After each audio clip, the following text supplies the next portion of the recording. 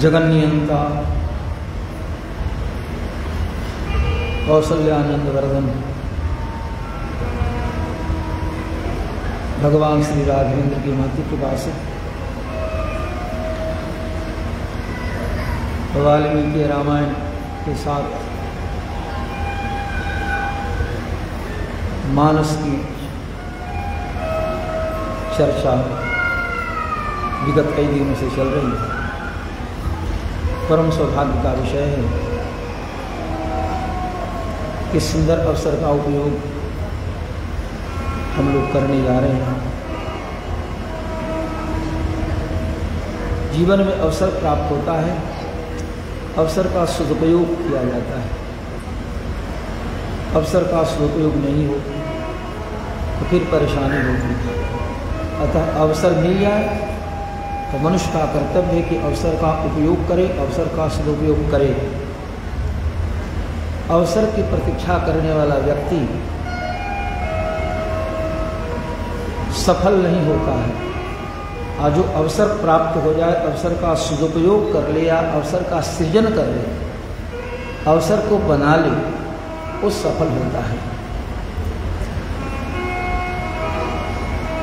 अवसर की जो करे प्रतीक्षा वह असफल नर होता है। अवसर का जो करे सृजन वह सफल नर होता है। अवसर की प्रतीक्षा करने के लिए लोगों ने कहा है, लेकिन कुछ चिंतकों का कहना है कि अवसर तो आता ही रहता है, लेकिन मनुष्य अवसर को पहचान नहीं पाता। अतः अवसर को बनाने का प्रयास करें, अवसर हम बनाएं, अवसर का सदुपयोग हम स्वयं ढंग से करें। चर्चा चल रही है भगवान श्री राम की। साकेत में वैकुंठ में भगवान रहते हैं, वहाँ दीनहीन अकिंचन नहीं है, इसलिए भगवान को भक्तों पर अनुग्रह करने का मौका नहीं मिलता है। इस संसार में भगवान जब अवतरित हो जाते हैं, अवतार ले लेते हैं, तो फिर दीन दुखी निर्धन आते हैं और भगवान से संबंध बना करके, भजन करके, भगवान की कथा में सहभागिता ग्रहण करके, कथा के समय उपस्थित होकर के समय देकर और जीवन को सुरभित, सुवासित, सुगंधयुक्त बना लेते हैं। और जब तक सत्संग का लाभ नहीं हो, भगवत कथा भगवत भजन में मन को नहीं लगाया जाए तो मोह नहीं जाएगा। और जब तक मोह नहीं जाएगा तब तक भगवान के चरण में प्रेम नहीं होगा, अनुराग नहीं होगा। राग तो परिवार से है, बाल बच्चों से है, अन्य वस्तुओं से है, तो राग को अनुराग में बदलने का प्रयास करना है। हमारा राग अनुराग में बदल जाए। गोस्वामी जी का संकेत है, बिनु सत्संगन हरि कथा, बिनु सत्संगन हरि कथा, तेहि बिनु मोहन भाग। मोह गए बिनु राम पद, होहि न दृढ़ अनुराग। मोह गए बिनु राम पद, होई न दृढ़ अनुराग। मोह ममता के बंधन में डालने वाले दोनों, ममता भी और मोह भी। लेकिन भगवान की भक्ति इन दोनों से हमें मुक्त करती है। माया से लोग बंधन में पड़ते हैं, संसार के बंधन का कारण माया है, और भक्ति उस माया से दूर करने वाली है। ये विशेषता है भक्ति की।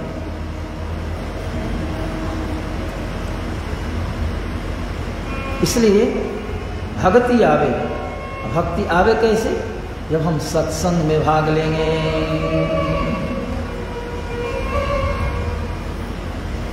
कल चर्चा चली थी, उसमें एक चौपाई आई है। माँ ने भगवान का जब अद्भुत रूप देखा, विराट रूप देखा, उस क्रम में माया को भी देखा। दैवी हेषा गुणमयी मम माया दुरत्या मामेव ये प्रपद्यन्ते मायामेतां तरन्ति ते।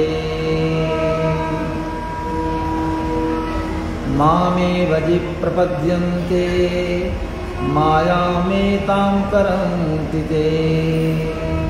जो प्रपत्ति करते हैं, शरणागति करते हैं, भगवान की भक्ति करते हैं, वो माया से पार हो जाते। इसलिए माँ कौशल्या ने प्रभु के अद्भुत प्रचंड विराट रूप का अनुभव किया, देखा। उसमें ये भी देखा कि माया में लोग फंसे हैं। माया जगत में लगाती है, फंसाती है, और भक्ति उनको छुड़ाती है। देखा जीव न चावई जाही आ देखी भगति जो छोरई काही। देखी भगति जो छोरई काही। माया नचाती है। जैसे मदारी बंदर को नचाता है, वैसे ही माया से सब लोग नाचते हैं। नाचत नट नाचत नर मरकट की नाई असवही नचावत राम गोसाई। तो राम जी नहीं नचाते हैं, बल्कि राम जी की जो माया है वो नचाती है। तो यदि राम जी की माया भगवान की, तो माया भगवान की दासी है, अनपायनी शक्ति है, कहीं भगवान से अलग नहीं होती। भगवान जैसा संकेत करते हैं उसी प्रकार से माया सबको नचाती है, करती है। आज छुटने का उपाय भगवान की भक्ति, भगवान के चरणों में स्नेह हो, प्रेम हो, तो माया छोड़कर हट जाती है। देखी अरे देखी माया, देखी माया, उस रूप माया का अवलोकन किया। सब विधि गाढ़ी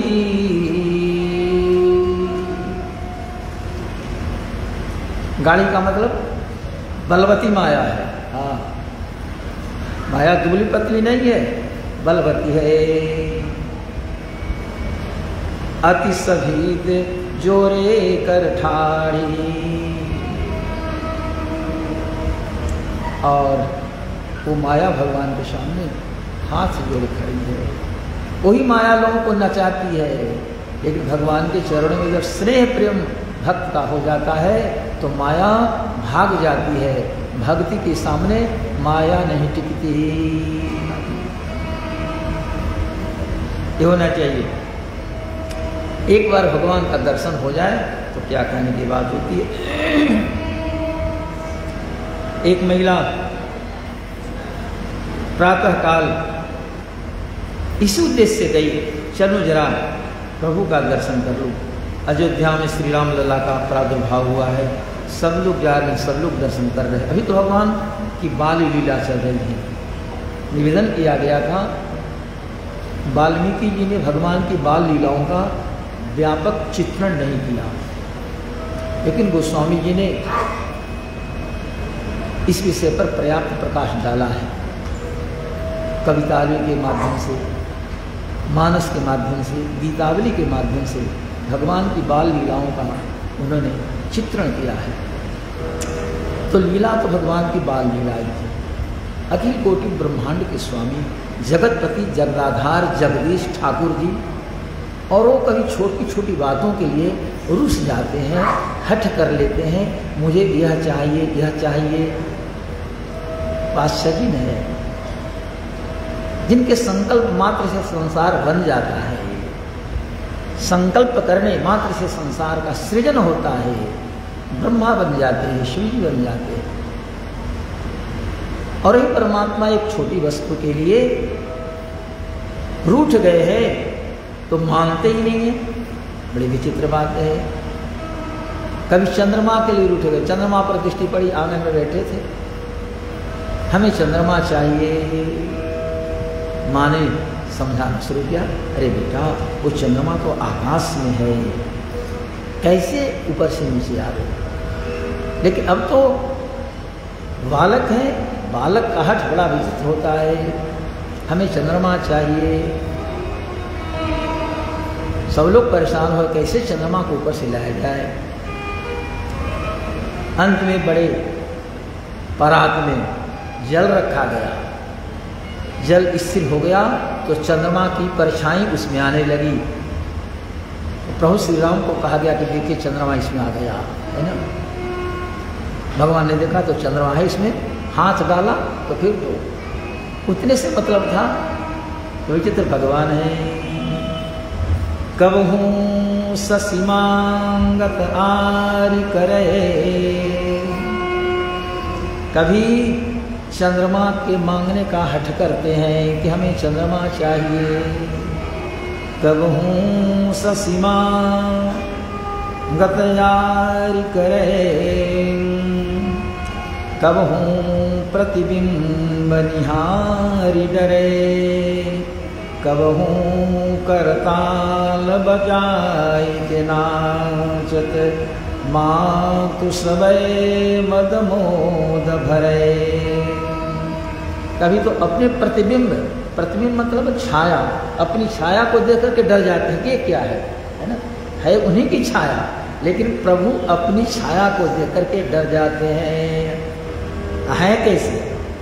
भयानां भयं भीषणं भीषणानां, भगवान भयों को भी भय उत्पन्न करने वाले हैं,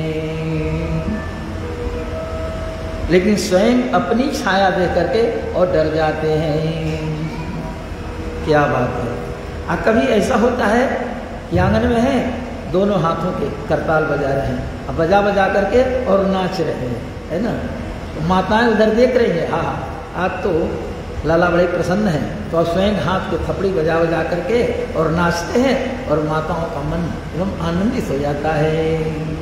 तो कबहू करताल बजाई के नाचत, मातु सबे मन मोद भरे। कबहू ऋषियाई कहे हठि गए, पुनिले तसो ये लागी अरे। कभी हट कर देते हैं, ये वस्तु मुझे चाहिए, जब तक वो वस्तु नहीं ले लेते तब तक अपनी जिद से पीछे नहीं लौटते। अड़ गए तो अड़ गए। हाँ, जब घोड़ा अड़ता है वैसे भगवान भी अड़ते हैं। घोड़ा पर चढ़ते थे ना, है माने घोड़ा, घोड़ा पर सवार होकर के भी आगे सुनेंगे राम जी चलते। कबहू ऋषियाई कहे हठि गए, पुनिले तसु जोई कहीं लागी जय। अवधे सके बालक चारि सदा, तुलसी मन मंदिर में बिहरे। अवधे सके बालक चारि सदा, तुलसी मन मंदिर में बिहरे। वो स्वामी जी का कहना है कि अवधेश अर्थात दशरथ जी के जो चारों बालक हैं वो मेरे मन मंदिर में विहार करें। प्रातःकाल महिला पहुंच गई महाराज के दरवाजे पर। जिसमें पहुंची उसी समय देखा कि महाराज दशरथ अपने लाल अर्थात श्री राम को गोद में लिए और बाहर निकले। प्रातः का समय है, लेकिन आंखों में नजर न लग जाए इसलिए माता ने काजल लगा दिया है। तो भगवान का मुख चंद्रमा सदृश है, तो श्याम, चंद्रमा भी तो कुछ श्यामता है। तो उसमें दो नेत्र जो हैं वो मालूम पड़ रहे हैं कि खंजन पक्षी के दो छोटे छोटे बच्चे हैं। या शरीर में, शरीर की आकृति ऐसी है, और 2 सरोवर नील कमल, नील कमल हमने दिल्ली में देखा था महेंद्र प्रसाद जी के यहाँ, और नील कमल तो इधर नहीं दिखाई पड़ता है, तो नील कमल लगता है कि बस वो खिला हुआ है भगवान के।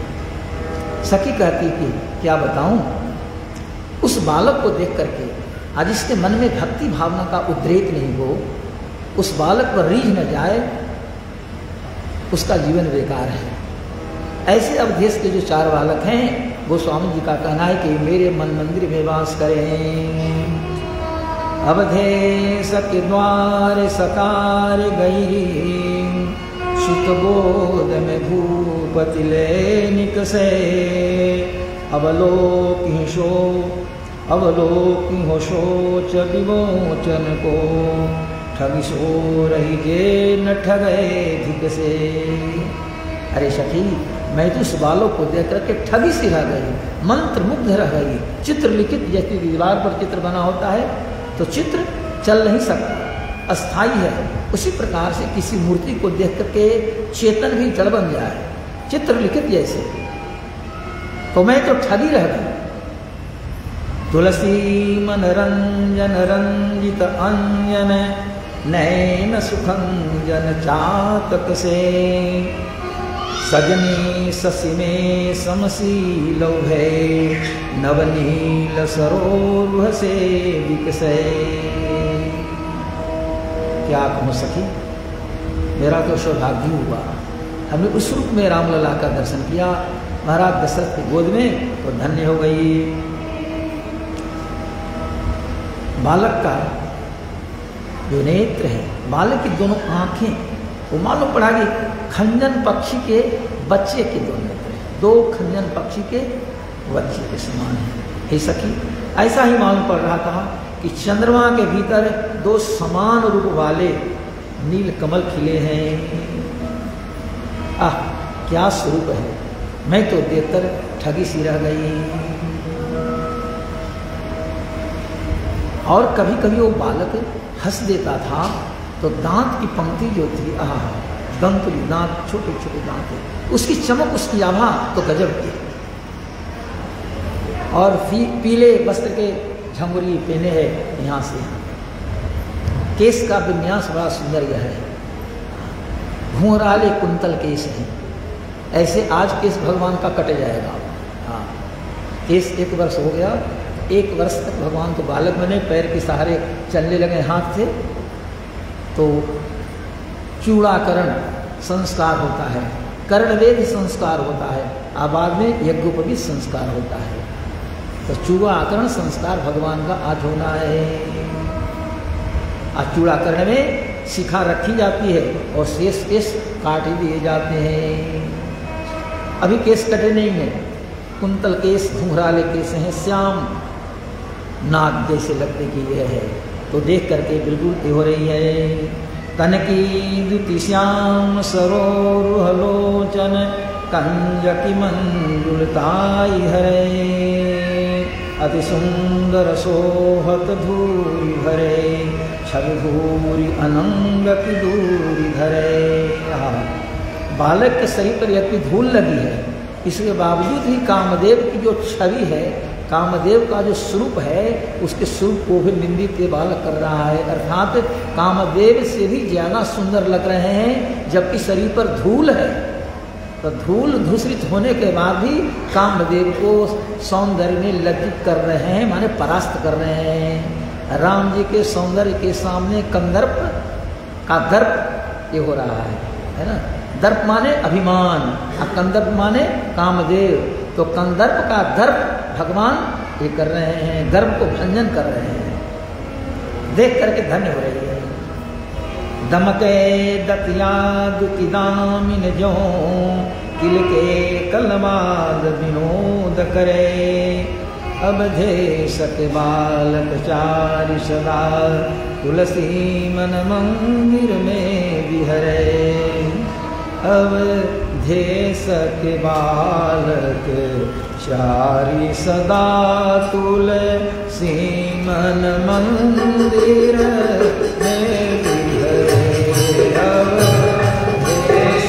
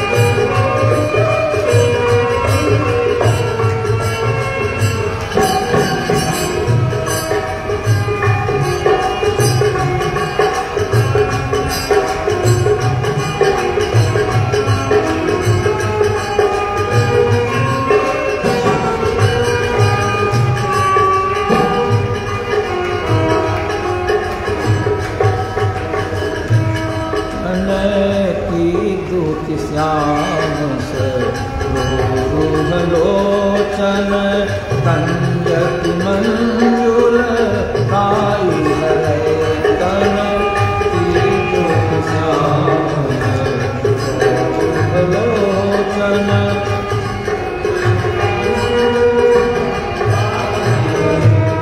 अति सुंदर सोहत भूरि भरे छवि भूरि तनंग की दूरी करे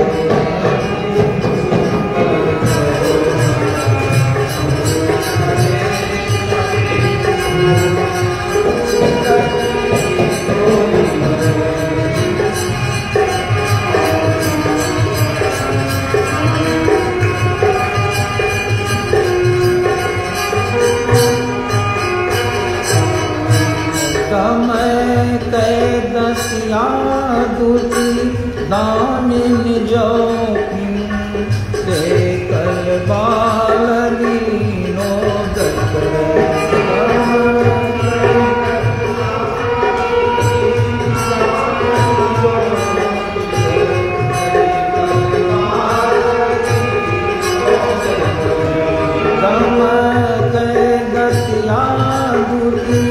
दामिन जो किले कल बालदीनो करे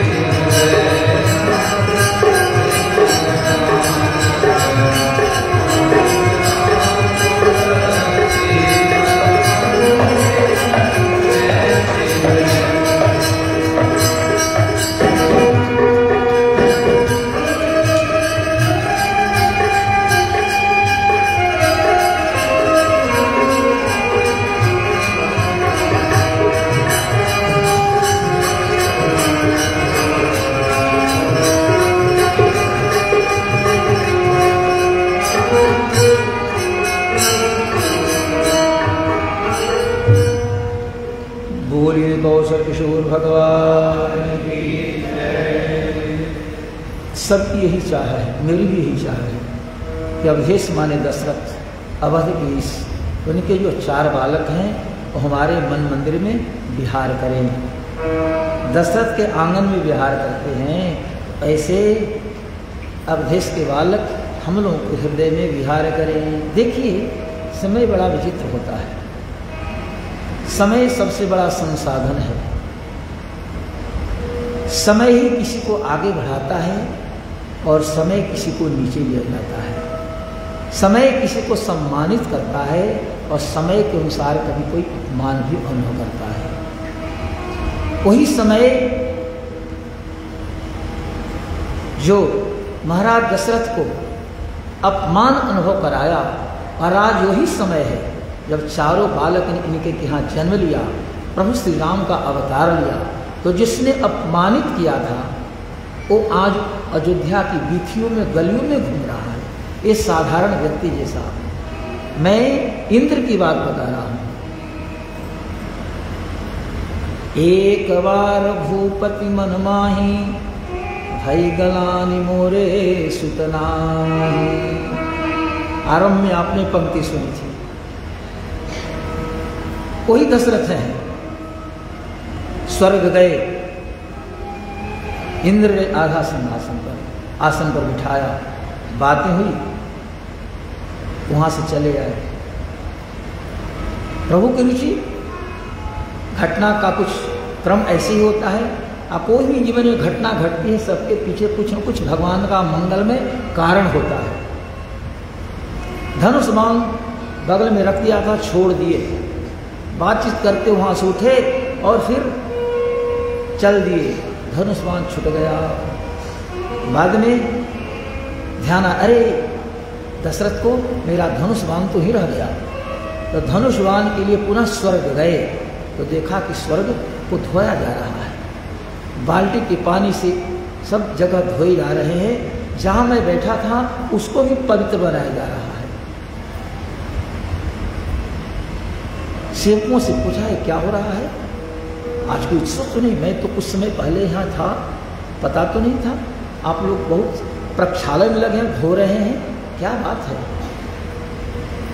तो हाँ, महाराज का आदेश हुआ है। वो नीचे का व्यक्ति, पृथ्वी पर रहने वाला एक व्यक्ति आ गया था और वो यहाँ बैठा था, इसलिए आसन अपवित्र हो गया और भूमि अपवित्र, भूमि मतलब वहाँ की जगह अपवित्र हो गई। कहा कि क्यों ऐसा, कैसा? उन्होंने कहा कि उसके पुत्र नहीं है। तो जिसको संतान नहीं है वो व्यक्ति इंद्र के साथ आकर के बैठे, उसे व्यक्ति के बैठने से स्थान अशुद्ध हो जाता है, इसलिए उन्होंने आदेश दिया है कि सब जगह को धो दो। इतना सुनना था कि पानी तो पक्के पर दिए जा रहे थे, उच्छालित हो रहा था, लेकिन स्वयं 100 घड़ा जल दशरथ के शरीर पर पड़ गया। लगा कि अरे इतना मैं गया गुजरा, स्वर्ग आता हूँ, इंद्र मुझसे मित्रता करता है, लेकिन जहाँ मैं बैठ गया उस स्थान को धुलाया जा रहा है, जहाँ जहाँ मेरे पैर पड़े उसको धुलाया जा रहा है। कैसे संतान हो? वही भाई गलाने भी। और उसके बाद गुरु गृह गए तो गुरु तो सबका समाधान करते हैं। और आज जब गुरु की कृपा से नारायण स्वतः उनके पुत्र के रूप में पधारे तो इंद्र जो है सदैव दशरथ के आंगन में रूप बदल कर अयोध्या की वीथियों में और घूमते रहते हैं। इंद्र को संतोष ही नहीं होता, एक छवि प्रभु को देखने की चाह होती है। इंद्र की हजारों आंखें हैं, हजारों आंखों से भगवान के वो दिव्य स्वरूप का दर्शन करना चाहता है। भगवान भी जानते हैं कि है इंद्र, लेकिन भीतर से अच्छा नहीं है, इसलिए भगवान छिपे रहते हैं, इंद्र को दर्शन कम देते हैं। अन्य देवलोक भगवान के प्रिय हैं, लेकिन इंद्र को भगवान पहचानते हैं, इसने क्या पहले कहा था मेरे पिताजी को। इसलिए इंद्र अयोध्या की वीथियों में घूमते टहलते रहते हैं। एक बार प्रभु का दर्शन हो, ये समय है। आज दशरथ पवित्र हो गए, दशरथ की चाह है कि दशरथ से मुलाकात हो, एक बार उस बालक में देखो। इस प्रकार से भगवान की विचित्र लीला चलती है।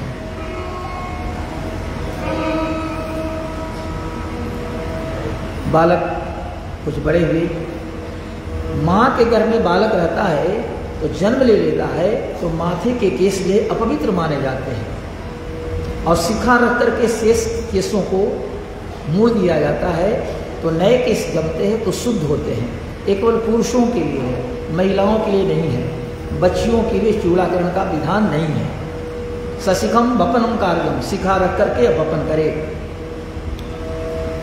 गार्भई हो मेरी जात कर्म चौडमो जीवि बंधने प्रथमे अब्दे तृतीय वा कर्तव्यम श्रुति नोदनात्। प्रथम अब्द में संवत्सर में या तृतीय में करे। बच्चा जो जन्म ले ले तो चूड़ाकरण की तैयारी हुई, ठाकुर को सूचना हुई कि बालक का चूड़ाकरण होना है, मतलब शिखा रख कर करके द्विज है और शेष केश काटे जाएंगे। ठाकुर को जब सूचना मिली वो नापित तो कांप गया, अरे वो बालक श्री राम के माथे पर अस्त्र चलाना पड़ेगा, चाकू में चलाऊंगा क्या, तो अस्तूरा चलाऊंगा। केस कितना सुंदर है, उतने अच्छे केस को मैं काट दूंगा। काटू तो ठीक, लेकिन उस माथे पर छूना चलेगा ना, मुझसे ऐसा नहीं होगा, एक पाप मैं नहीं ले सकता। लेकिन सूचना तो मिल गई थी, ठाकुर का काम है, करना ही है।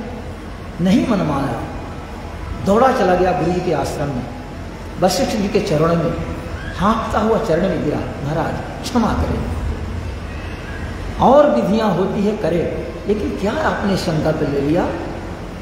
वो चारों बालक के माथे के किस इहू में उसके माथे पर अस्तूरा चलेगा और मैं चलाऊंगा? नहीं, ऐसा नहीं हो सकता। कभी नहीं हो सकता। मैं दूर से देखता हूँ तो शरीर में कंपन हो जाता है, रोए खड़े हो जाते हैं वो बालक के रूप को देख करके, उसके केस को देख करके। अब मैं कौन हाथ से अस्तूरा पकड़ूंगा और केस काटूंगा, हमसे संभव नहीं है महाराज। पैर पकड़ लिया वशिष्ठ जी के। वशिष्ठ जी ने समझाया, अरे भाई एक नियम है, एक विधान है, और जानते हो वो साधारण बालक नहीं है। हम ज़्यादा नहीं कर सकते, लेकिन इतना समझो कि साधारण बालक नहीं है। उनका यदि शास्त्र नियम के अनुसार कर्म कांड नहीं हुआ, संस्कार नहीं हुआ, तो किसका होगा? वो तो ठीक है महाराज, लेकिन किसी दूसरे से आप काम करा लें। कहा करे भाई ऐसा कौन दूसरा व्यक्ति है जो उनके माथे पर सूरा चलाए और केवल केस कटे और माथे का कोई अंग प्रभावित नहीं हो? तुम्हारे अलावा दूसरा कोई व्यक्ति दिखाई ही नहीं दे रहा है। अयोध्या नहीं, पूरे पृथ्वी पर एकमात्र तुम हो, तुम्हारे पास वो कला है। मैं समझ रहा हूं कि तुम जैसे बालक के माथे पर हाथ रखोगे तो बालक को नींद आ जाएगी। देखते हैं ठाकुर बड़े प्रवीण होते हैं, है ना, सेवा करते और ये करते हैं, किस लोग मलाते उलाते हैं, तो कभी कभी ठीक से माथा बनने लगता है तो हम लोगों को स्वयं नींद आ जाती है। सत्य कह रहा हूँ, इसमें झूठ कहने की क्या बात है। मैं झुक जाता हूँ, नींद आ जाती है, ठीक से बन रहा है, कोई कष्ट नहीं है तो सो जाता हूँ। बनाने वाले भी समझते हैं थके मारने हैं तो अपना ठीक है, जो रहे, अच्छा लगता है तो नींद आ जाती है। गुरुदेव ने कहा कि तुम इसके प्रवीण हो, आज जितनी औषधियाँ हैं इसके तुम विशेषज्ञ हो। देखिए ये ठाकुर जी जो होते हैं ना, वो अब तो कम, लेकिन पहले वो लोग चिकित्सक जो होते थे, कहीं दर्द हो पीड़ा हो तो अस्तूरा से उसको एक कर करके करते थे। निहालपुर के ठाकुर की चर्चा चलती थी, हम लोग बचपन में देखते थे। किसी के ठेहुना में दर्द हो तो ठाकुर जी बुलाए जाते, ठाकुर मैंने नाऊ, वो अपने अस्तूरा से ऐसे ऐसे ऐसे ठेहुना पर कर देता था। एक बर का पेड़ था, वो बर के पेड़ के लोग डाढ़ तोड़ते थे और उसमें से दूध निकले, पत्ते तोड़े तो दूध निकलता था। दूध को लेकर के और जो पाँच देता था उस पर लगा दे, क्या चमत्कार है, और दर्द दूर हो जाता था। हम लोग कुतूहल बस खड़े रहते थे, तो ठाकुर आए, ऐसे ऐसे स्टोरा से किया तो खून निकल गया और दूध उसमें ऐसे कर दिया। वशिष्ठ जी ने कहा कि भैया एक काम तुम ही कर सकते हो, अब तुम्हारे अलावा दूसरा कोई कर नहीं सकता। अब तो सोचो, अयोध्या में तुम्हारे रहते और दूसरा कोई ठाकुर श्री राम के माथे पर हाथ रखे, श्री राम के माथे पर अस्तूरा चलाए, ये तुझे बर्दाश्त होगा? तब इसके अंदर आया कि ना ये तो ठीक है। कहा कि ना ये तो नहीं, दूसरा कोई ऐसा है ही नहीं, कर तो सकता हूँ मैं ही। ठीक है गुरुदेव, अच्छा जाता हूँ, जड़ी बूटियों को संग्रहित करता हूँ और ऐसा करूँगा कि जिस समय आरंभ में करूँ उस समय उनको नींद आ जाए, तो नींद आ जाने पर उनको कष्ट अनुभव नहीं होगा। अरे छोरा जी चलाएंगे, केस काटेंगे तो कुछ न कुछ तो कष्ट होगा ही। जब नींद आ जाएगी तो कष्ट नहीं होगा। पूरी तैयारी हो गई, चूड़ाकरण होना है, चूड़ाकरण होना है। माताएं भी सब व्यवस्थित थे। महाराज दशरथ जी स्वर्ण के सिंहासन, वो आसन पर बैठे पीढ़ा पर, बालक को गोद में लिया। और फिर जो विधि होती है लाकर लेना इत्यादि, सोने का बर्तन लाया गया जिसमें केस काट करके रखना है, और वैसा बैल का जिसको खोजा नहीं किया गया हो, साढ़ उसके गोबर लाया जाता है, मक्खन होता है, साहिल का कांटा होता है, गर्म पानी में मक्खन डाला जाता है और उसमें शीतल जल मिलाया जाता है और उसी जल से माथे को भिगोया जाता है। तो इसने एक किया, जैसे प्रभु श्री राम के माथे पर हाथ रख करके गया, थोड़ा थोड़ा उसने हाथ फेरा, एक नहीं कि सत्य जो भगवान को नींद आ गई। बोले भक्त वत्सल भगवान की जय। भगवान सो गए, ऐसे नींद आ गई। अब ठाकुर को मौका मिला तो अस्तूरा निकाला, बड़ा ढंग से उनके केस को एक कर गए, शिखा छोड़ करके आशीष केसों को कर दिया। अब भगवान सो गए, सोए अवस्था में तो कुछ होता नहीं। देखता हूँ कि माता छोटे बच्चों को गोद में उठाती है, यहाँ से वहाँ ले जाती है, ये कर देती है, सुला देती है, बच्चा सोया ही है। इसी प्रकार से शेष 3 बच्चों का भी संस्कार हुआ। जिसमें राम जी का संस्कार हो रहा था वो तो सो गए थे, लेकिन शेष 3 बच्चे जगे थे, अर्थात लक्ष्मण, भरत, शत्रुघ्न। उन तीनों की चाह एक ही हो रही थी कि कैसे हम राम जी के पास पहुंच जाएं, लेकिन माताएं जोर से गोद में लेकर बैठी थी, इधर उधर नहीं जाना, हाथ भी पकड़े थे, सावधान रहना है। कहा गया था कि जिस समय अस्तूरा चलेगा तो बच्चे को क्या होता है, आदत है, तो हाथ चला देंगे, माथा पर अस्तूरा जाएगा तो हाथ ऐसे कर देंगे, अस्तूरा हाथ में लगेगा तो कट जाएगा। बोझ तो रहता नहीं है कि हाँ माथे पर ये चल रहा है, हाथ ऊपर नहीं जाना चाहिए, तो हाथ ऐसे कर देंगे। इसी प्रकार से शेष तीनों का भी चूड़ाकरण हुआ, क्षौरकर्म हुआ, लेकिन किसी ने कुछ उफ नहीं किया, सबको नींद आई। वो इतना प्रवीण ठाकुर था, जड़ी बूटी ये कर करके माथा छोड़ कर्म करा करके तुरंत उसने लेप लगाया, औषधियों का ये लगा दिया, एकदम बढ़िया से कर दिया, कहीं कोई दिक्कत भी नहीं। फिर स्नान कराया गया, सुंदर वस्त्र पहनाए गए। अब माता के गोद में है तो बार बार माता माथे पर हाथ फेरती है। पहले ऐसा केस था, अब केस नहीं है ना। बार बार इस ढंग से इस ढंग भगवान का चूड़ाकरण संस्कार को हुआ। चूड़ाकरण किन्ह गुराई, अभिप्रन पुनि दक्षिणा बहु पाई। गुरु जी आकर के चूड़ाकरण करते हैं, सिखा रख करके शेष के सुख काटते हैं।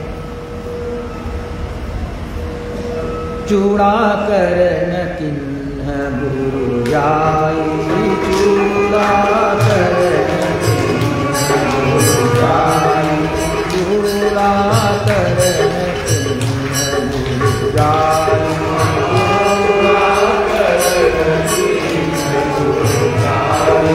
विप्रन पुनि दक्षिणा बहु पाई,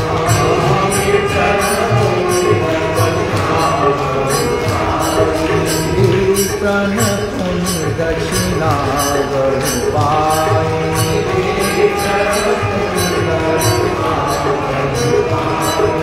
परम मनोहर चरितय पारा, परम मनोहर चरितय पारा, परम मनोहर चरितय पारा, परम मनोहर चरितय पारा।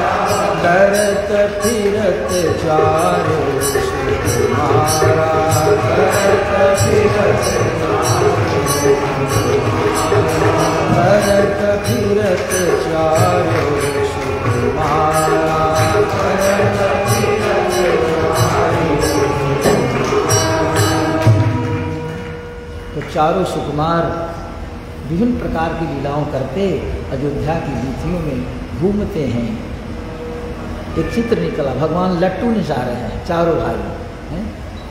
कोई ऐसे लपेट रहे हैं, कोई लट्टू को हाथ पर लिए, देखते हैं बच्चे लट्टू को कर करके और नाचते हाथ पर रखते हैं। तो भगवान का चित्र दिया, उसी ढंग से गीता प्रेस वालों ने मन में था कि लेता चलूँगा, लेकिन नहीं ला सका, तो लट्टू नचाते हैं।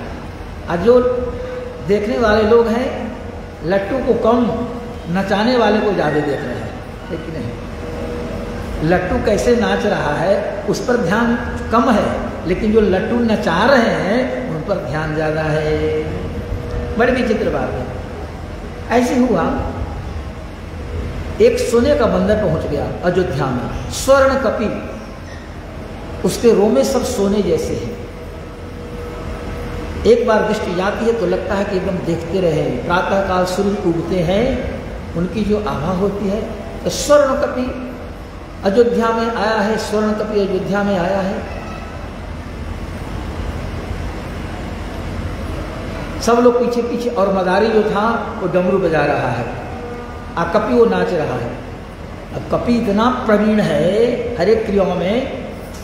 मदारी ने कहा भाई पूजा करो, तो कपि जो था मदारी के कहने पर बैठ गया, है कि नहीं, जल छिड़का, और उसके बाद दोनों अंगुलियों से नाक बंद किया और अनुलोम विलोम, है कि नहीं, प्राणायाम करने लगा। तो जिस समय प्राणायाम करने लगा तो सारे लोग हंसने लगे कि बंदर भी आई प्राणायाम कर रहा है। बात ऐसी है। भगवान ने अवतार लिया, उधर हनुमान जी ने भी अवतार लिया था। कथा ऐसी आती है, हर एक कल्पों की अलग अलग कथा है। एक जगह सुमित्रा के हाथ से और एक जगह कैकेयी के हाथ से। ये रामायण दूसरी रामायण में बात आई है। कौशल्या को पहले महाराज ने हविष दिया, कैकेयी को कौशल्या के बाद में दिया। कैकेयी के मन में थोड़ा भाव आया कि महाराज मुझे अधिक मानते हैं, लेकिन खीर जो है से पहले उन्होंने कौशल्या को दिया, अब बाद में उन्होंने दिया तो थोड़ी रूठ गई और हाथ में खीर लिए रही। तब तक एक चील आया, झपट्टा मार करके वो हाथ का खीर लेते चला गया। अब तो संकोच में पड़ गई कैकेयी, क्या हमने खीर का अपमान किया, मेरी जेठ को पहले पति ने दिया, कोई बात नहीं, मुझे भी तो मिला, लेकिन उससे बड़ी माननी थी, वो माननी थी, हमें पहले देना चाहिए था। कहा भी इसमें आपने क्या समझा, मेरा अपमान किया, पहले आकर हमें देते फिर बाद में उसको देते। क्योंकि महाराज का ज्यादा समय तो कैकेयी के भवन में ही बीतता था। बाद में कौशल्या ने ही अपने अंश से उसे दिया और ग्रहण की। ये भी कथा आती है रामायण में, अतिरिक्त रामायण में। वो चील ने जो हविष ग्रहण किया, उड़ते उड़ते वहां पहुंचे जहां अंजनाद्रि पर्वत पर अंजना तपस्या कर रही थी। अंजना ध्यानस्थ थी, शंकर जी का पंचाक्षर मंत्र ओम नमः शिवाय का जप कर रही थी, आंखें बंद और ऐसे किए थे। उसी क्रम में चील उसके हाथ में वो खीर गिरा दी। खीर गिरी, अंजना की आंखें खुली, अरे ये तो खीर है, भला वो ब्रह्म परमात्मा के द्वारा निर्मित खीर शंकर जी की प्रेरणा से ऐसा हुआ। समझ गए कि शंकर जी ने ऊपर से प्रसाद दिया है। तो अंजना वो खीर खा गई, गर्भवती हुई और उससे हनुमान जी का जन्म हुआ।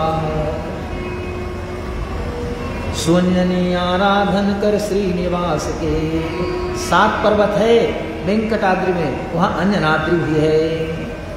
श्री से सशैल गरुड़ाचल वेंकटाद्रि नारायणाद्रि विषात्र विषात्र मुख्याम। अंजनाद्रि तो हनुमान जी ने अवतार लिया। वहां है साधारण बालक, बंदर है। शंकर जी के मन में आया कि प्रभु ने अवतार लिया, मैंने जाकर के बाल लीलाओं का थोड़ा सा अनुभव किया है, लेकिन और थोड़ा अनुभव करना चाहिए। हनुमान तो मैं ही हूं, रुद्रदेह धरित नेह बसा शंकर भी हनुमान। रावण ने 10 मस्तक काट करके और शंकर जी को अर्पित किया था, कुंड में डाल दिया था। रुद्र 11 हैं, एक बच गया था, अतः 11वें रुद्र के रूप, 11वें रुद्र जो थे वो हनुमान के रूप में प्रकट हुए। शंकर जी को लगा कि चल करके प्रभु की सेवा में समय बिताऊं, तो शंकर जी आकाश मार्ग से यही पर्वत पर इधर उधर घूमते रहोगे, फल खाते रहोगे। हनुमान जी ने कहा कि मैं तो स्वतः लालायित हूं, लेकिन मैं बंदर हूं, मैं अयोध्या में जाऊं तो डंडे से स्वागत लोग करेंगे। भला राजमहल में बंदर को कोई प्रवेश करने देगा? लेकिन मैं यही सोचता हूं कि प्रभु वहां पधारे, कैसे वहां जाऊं? जब आप आ गए तो हमें ले चलिए, मैं तो कब से तैयार बैठा हूं, मेरे प्रभु आए, मैं यहाँ हूं। शंकर जी ने कहा कि बस मैं इसी उद्देश्य से आया हूं, चले। तो दोनों वहां से चले तो शंकर जी मदारी बन गए और हनुमान जी तो बंदर थे। बंदर अयोध्या में आए, एक जगह खड़े होकर के डमरू बजाया, बच्चे आ गए। हनुमान ही जी है क्या, ज्ञानी नाम अग्रगण्य में क्या कहना, शंकर साक्षात हैं। अब इतने सुंदर कर्तव्य दिखाते हैं कि सब लोग देख करके मोहित हो गए। किसी बच्चे ने जाकर के राम जी को कहा कि बहुत बढ़िया बंदर आया है, इतना बढ़िया खेल दिखाता है, आपको देखना चाहिए।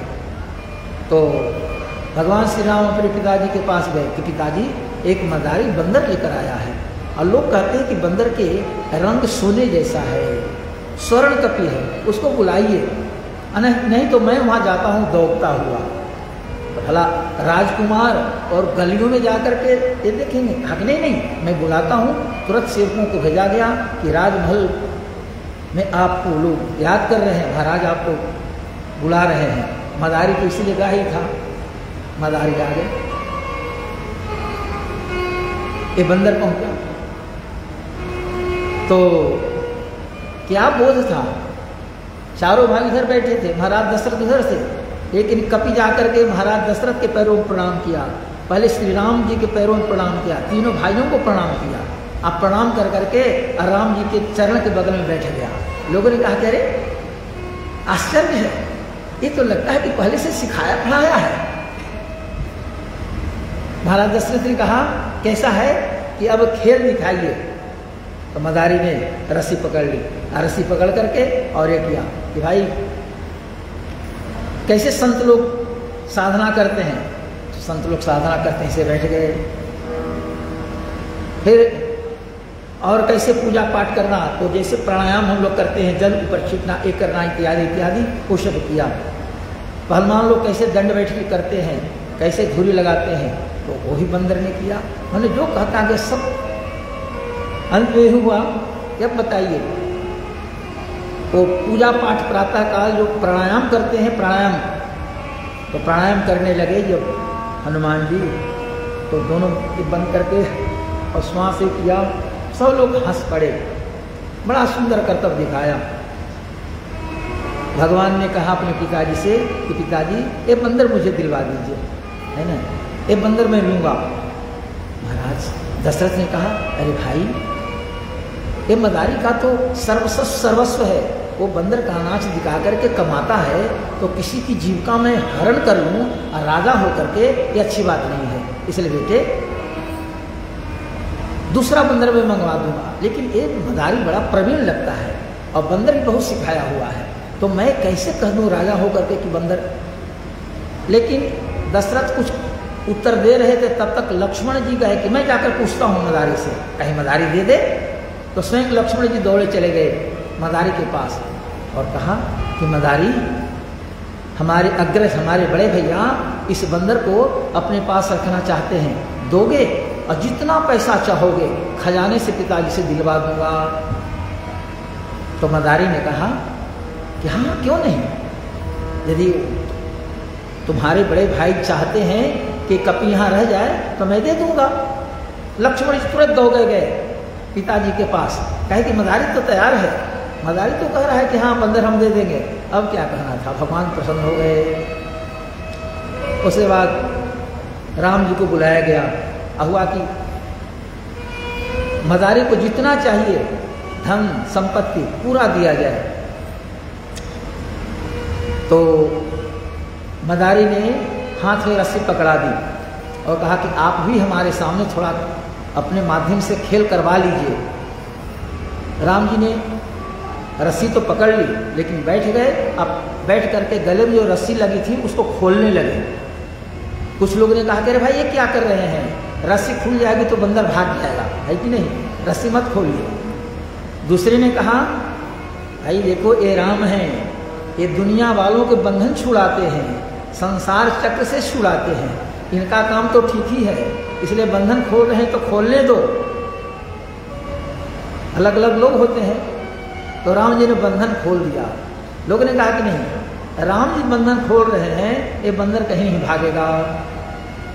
भगवान ने बंधन खोल दिया और उसके बाद जो जो कहना था कहा कि जाकर के उनको प्रणाम करो, पिताजी को, सुमंत जी को प्रणाम करना है। सुमंत जी को जाके प्रणाम किया। फिर कहा लक्ष्मण ने कि सुमंत जी के कंधे पर जाकर बैठ जाओ। तो बैठा नहीं, पैर के नहीं पकड़े रहा। कहा कि देखे कितना बुढ़ा है, ये जानता है कि सुमंत जी महाराज के मित्र हैं, मंत्री हैं, अब बुजुर्ग हैं, अतः उछल करके कंधे पर बैठना उचित नहीं है। कहीं बड़ा समझदार है बंदर। इस प्रकार से कोई फल दे दे तो न खाए, जिसको राम जी स्वीकार करें और राम जी का भक्षण किया हुआ प्रसाद बंदर को मिले वो खाए, अब बाकी लोगों का नहीं। आज जहाँ राम जी रहते थे वहीं पलंग के नीचे वो बंदर भी रहे। समझ गए हो, बंदर वो हनुमान जी थे। तो अयोध्या में हनुमान जी भगवान के बाल्यकाल से लेकर के तब तक रहे जब तक विश्वामित्र जी नहीं पधारे और राम लक्ष्मण को लेकर के बक्सर के लिए प्रस्थान नहीं किए। तब तक हनुमान जी रहे। लोगों को लगता था कि क्या है, जब देखो तो बंदर के साथ ही रहते, बंदर भी इनके पलंग के नीचे रहता है, ऊपर रहता है, मन ही लगता है। कुछ लोग विरोध भी करते थे, लेकिन भगवान तो सब समझ रहे थे। एकांत में उस समय विश्वामित्र जी पधारे तो हनुमान जी को बुलाया। भगवान ने कहा कि हनुमान आप जाइए, सुग्रीव के साथ रहे, मेरी लीला आगे बढ़ेगी। मैं गुरुदेव के साथ जा रहा हूँ, धनुष भंग होगा, जानकी से विवाह होगा, 12 वर्षों तक अयोध्या में रह करके अब मैं जंगल पधारूंगा, फिर वही मुलाकात होगी। हनुमान जी भगवान के आदेश से चले गए किष्किंधा। आज इधर भगवान की लीला आगे बढ़ी। बोले भक्त वत्सल भगवान की। भगवान बड़े प्रिय हो रहे हैं, कुछ बड़े हो गए, यज्ञोपवीत संस्कार होना चाहिए। यज्ञोपवीत संस्कार, यज्ञीय उपवीत, उपनयन, नयन माने आंख, उप माने सहयोगी या समीप। 2 प्रकार की आंखें होती हैं, एक चर्म चक्षु जिससे आप देखते हैं, और एक धर्म चक्षु जो बताता है कि ये करना चाहिए, ये करना चाहिए। विवाह करना है तो पहले फलदान होगा, तिलक होगा, फिर मड़वा, तब भतवान। कन्या का विवाह है तो बारात आएगी, और लड़का का विवाह है तो बारात जाएगी। अपने घर में कन्या है तो तिलक दे करके अपनी कन्या को दूसरे घर में भेजेंगे, दूसरे घर को पुत्रवधू बनेगी। और अपने घर में यदि बच्चा है तो दूसरे घर की कन्या को अपने घर में पुत्रवधू बनाते हैं। ये सब क्या है? मर्यादा है, शास्त्र मर्यादा है, शास्त्र ही नियामक है। कोई व्यक्ति अपने घर में अपनी कन्या को नहीं रखता, कितनी भी पढ़ी लिखी हो, गुणवती हो, सौंदर्यशीला हो, लेकिन अपने घर में अपनी कन्या को लोग नहीं रखते। ये संस्कार है, यज्ञोपवीत संस्कार भगवान का होना है। क्योंकि अवस्था हो गई, गुरुदेव ने समझा कि इनका यज्ञोपवीत होना चाहिए। तो भय कुमार जब ही सब भ्राता, आदिन्ह जनेऊ गुरु पितु माता। अरे भय कुमार जब ही सब भ्राता,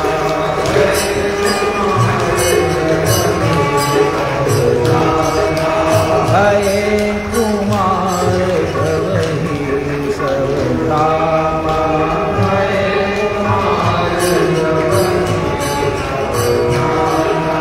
जिन्ह जने गुरु पितु माता।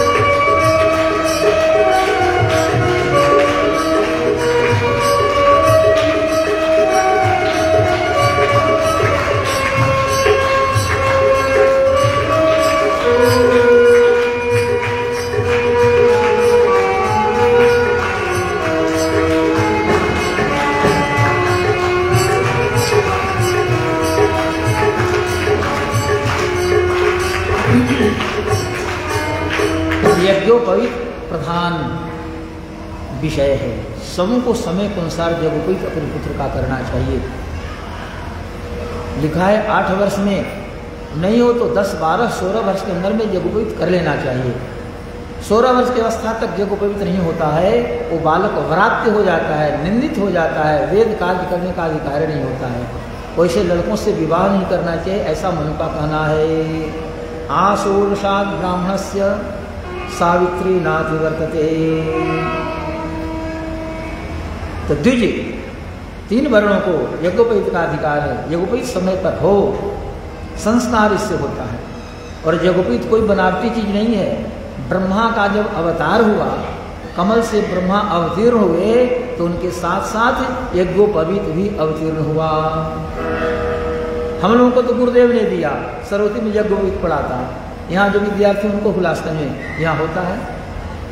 लेकिन ब्रह्मा जी जब अवतरित हुए, भगवान के नाभि से कमल निकला उस पर ब्रह्मा, तो उनको कोई यज्ञोपवीत दिया नहीं, बल्कि ब्रह्मा के साथ साथ यज्ञोपवीत भी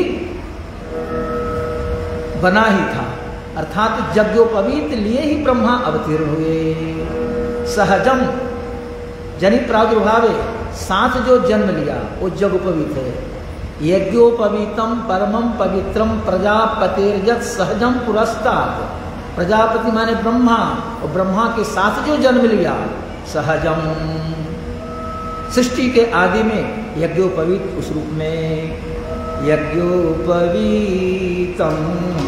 परमं पवित्रं यज्ञोपवीतं परमं पवित्रं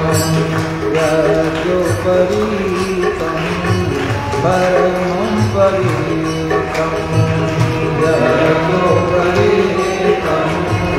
परमं पवित्रं प्रजापतेर्य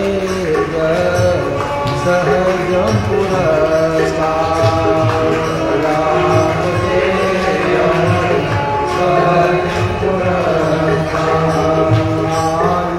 आयुष्यमागं प्रतिमुञ्च शुभम् आयुष्यमागं प्रतिमुञ्च शुभम् आयुष्यमागं प्रतिमुञ्च शुभम् आयुष्यमागं प्रतिमुञ्च शुभम्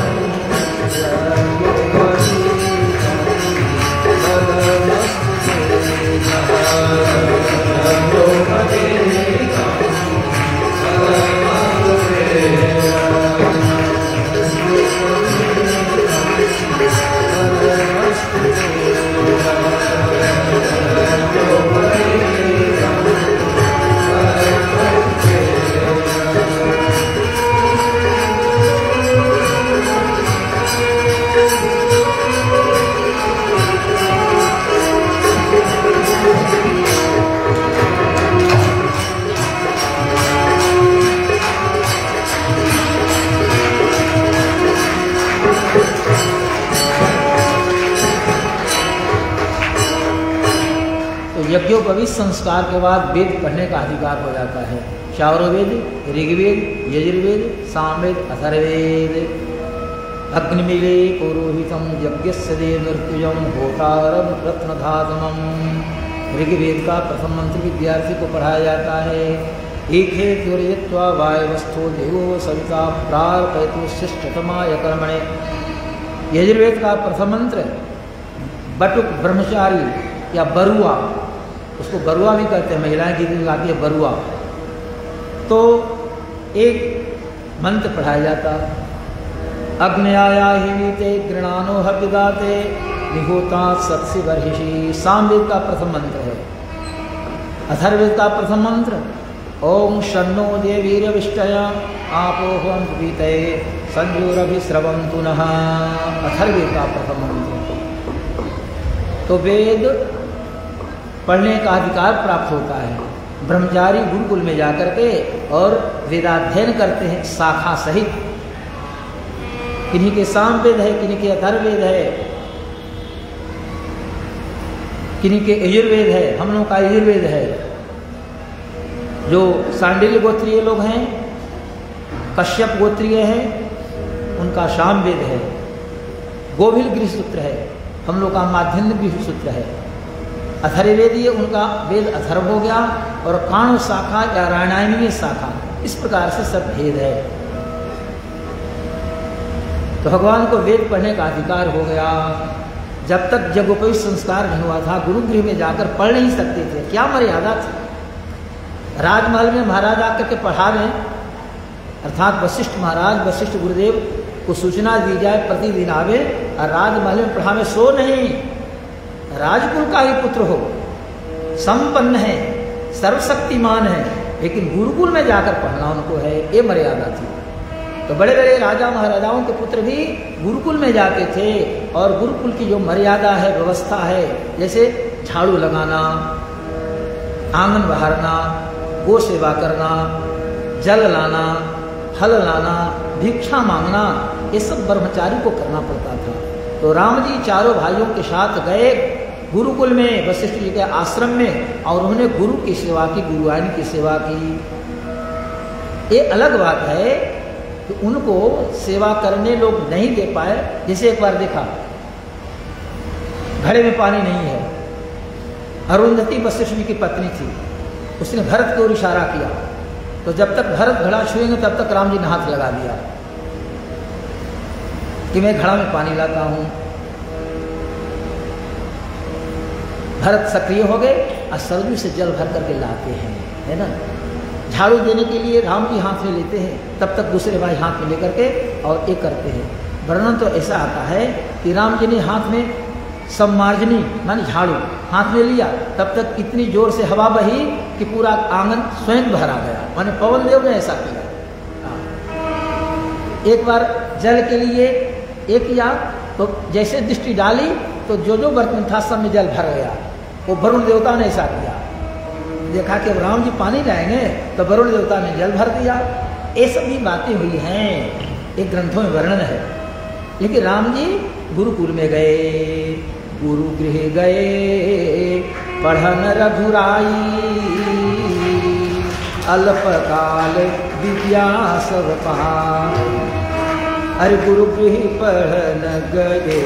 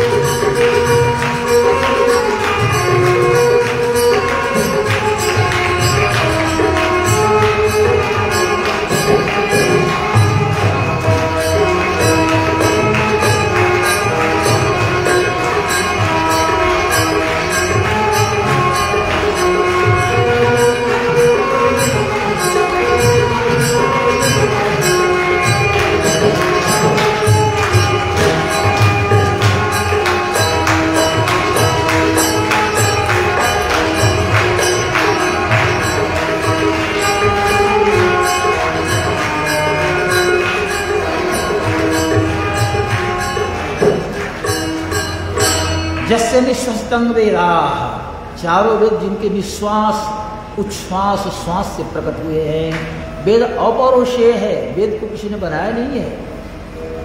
तो वेद अनादि है, अपौरुषेय है, वो परमात्मा के श्वास रूप है। तो जिनके श्वास से वेद प्रकट हुए, और भगवान स्वयं पढ़ने गए हैं। जाति सहज, सहज माने स्वाभाविक श्वास है। चारों वेद इनके स्वाभाविक श्वास हैं। जाकी सहज श्वास श्रुति चारी, आसो हरि पढ़य कौतुक भारी। कौतुक माने आश्चर्य, अचरज, आश्चर्य है। राजा होकर के और कहीं के सामने एक मुट्ठी अन्न मांगे तो कहा कहेंगे अचरज है। स्वयं राजा है, सबको भरपूर सकते हैं, आज स्वयं मांग रहे हैं। लेकिन है भगवान का ऐसा स्वभाव। जग जाचक दानी द्वितीय नहीं, तुम ही सबकी सब राखत बारी। एत बड़े तुलसी सतऊ सबरी के दिए बिनु भूख न भारी। राम गरीब निवाज बने हो गरीब निवाज गरीब निवाज। राम गरीब निवाज बने हो गरीब निवाज गरीब निवाज। सबको भगवान खिलाते हैं, सबको भोजन कराते, सबको पिलाते, सबको सहन का मौका देते, लेकिन स्वयं सबरी के बेर के बिना भूखे रहे। ये विशेषता उनकी रही। आसो हरि पहयह कौतुक भारी। कौतुक में आश्चर्य है कि स्वयं भगवान पढ़ने गए। क्या है? मर्यादा की रक्षा है। मर्यादा पुरुषोत्तम भगवान श्री राम है। गुरु को महत्व देना, गुरुकुल में जाना, आश्रम की जो गतिविधि है उससे अपने आप को सम्मिलित बनाना, आश्रम के क्रियाकलाप में सहभागी बनना। ये न कि हाँ ये महाराज के पुत्र है तो आश्रम का काम नहीं करेंगे। हाँ, आश्रम में क्या होता है, सारे विद्यार्थी काम करते हैं। प्रातः काल देखिए विद्यार्थी लग जाते हैं, यहाँ से वहाँ तक सब झाड़ू देना, मंदिर बहारना, ये करना धरना करते हैं। कुछ महिलाएं भी आ जाती हैं, अभी सेवा करती हैं, लेकिन और सब जो भी काम है छात्र करते हैं, करना ही चाहिए। ये कोई ये नहीं है तो धर्म है। तंडुल शोधन, अमनिया करना होना चाहिए। भगवान को भोग लगना है, भगवान का प्रसाद उनको पाना है। आचार्यों में बड़ा महत्व है, अर्थात शोधन पर। भोग भगवान को लगाना हो तो चावल को चुना जाए, बैठ करके अमनिया लोग करें, अब तब भगवान को भोग लगाया जाए। ऐसा नहीं कि हाँ उसमें धान है, कीड़े हैं, आज ऐसे ही अपना ये कर दिया, सो नहीं। तो विद्यार्थी को सब करना पड़ता है आश्रम में। भगवान ने भी किया। भगवान अपने चारों भाइयों के साथ स्वयं गुणज्ञ है, नीतिज्ञ हैं, विज्ञ हैं, विद्वान हैं, बावदूक हैं।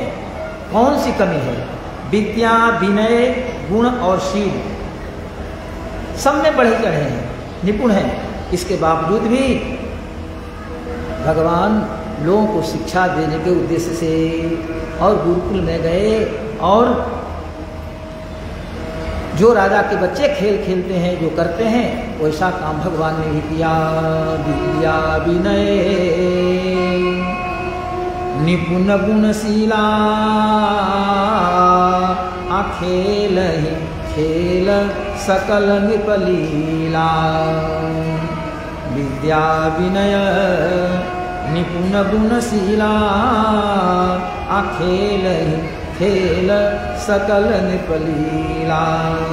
कर तलवान धनुष सोहा, कर तलवान धनुष सोहा, कर तलवान धनुष सोहा, कर तलवान धनुष सोहा। देखत रूप चराचर सोहा, देखत रूप चराचर सोहा, देखत रूप चराचर सोहा,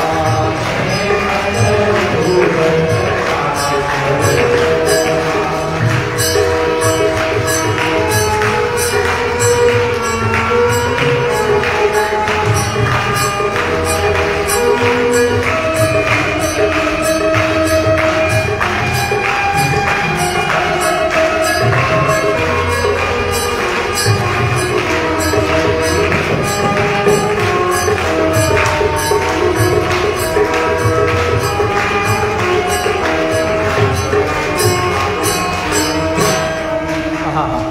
प्रभु छोटे हैं, हाथ में धनु ही, बड़ा धनुष कैसे होगा? बालक है तो छोटा धनुष है, बाण है। चारों भाई धनुष लेकर के, धनु ही लेकर के जिस गली में निकल जाते हैं, उस गली के लोग देख करके ठिठक कर रह जाते हैं। सब काम धाम छोड़ करके महिलाएं अपने घर से दरवाजे पर आ जाती हैं। आज चारों भाइयों को देखकर अपने आंखों को धन्य मान दिया, नयनोत्सव हो गया।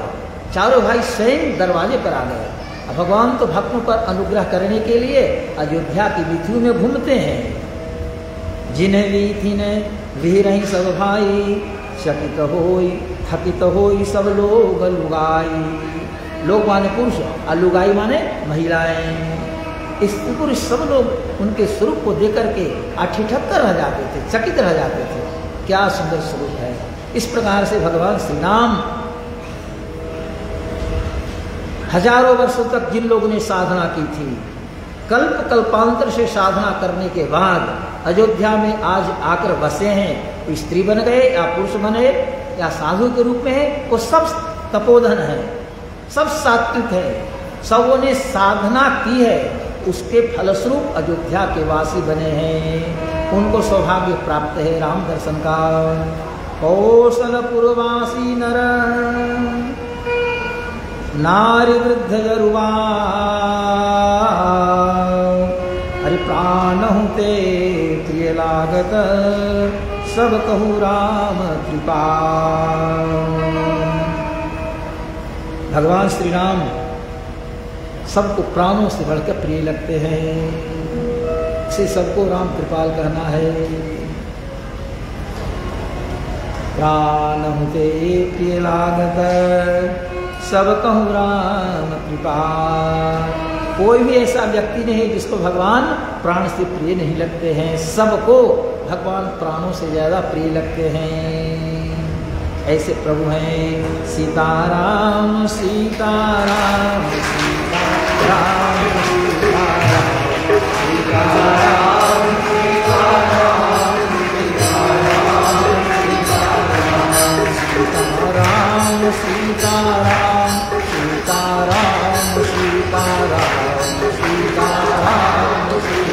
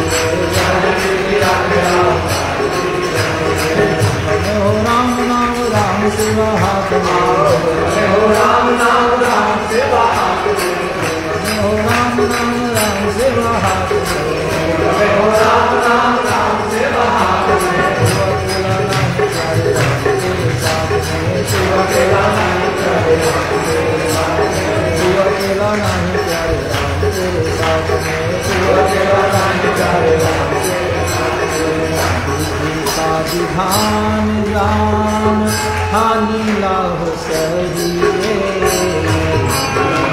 विधान राम हानि लाभ सही विधान राम हानि लाभ सही विधान राम हानि लाभ सही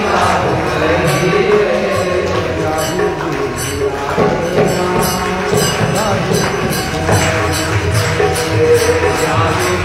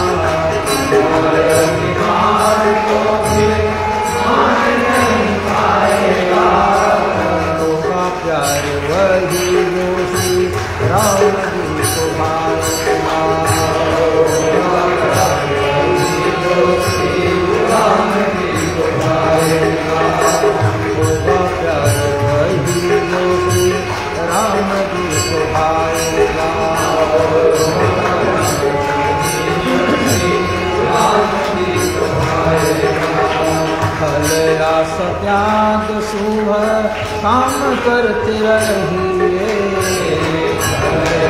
त्याग शुभ काम करते रहिए। त्याग शुभ काम करते रहिए। त्याग शुभ काम करते रहिए।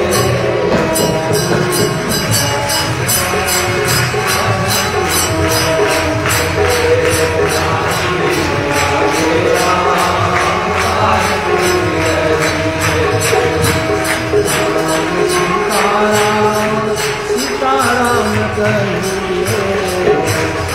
सीताराम सीताराम सीताराम कहिए।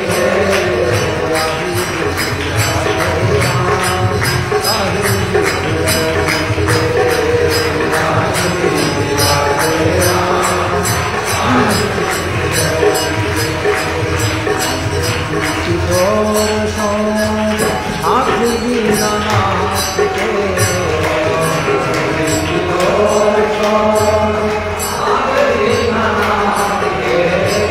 महलों में राखे चाहे झोपड़ी में बास दे।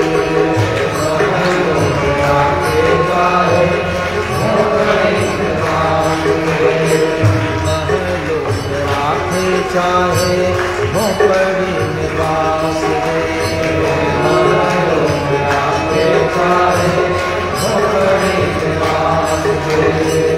धन्यवाद मेरे दीवान राम राम कहिए। धन्यवाद मेरे दीवान राम राम कहिए।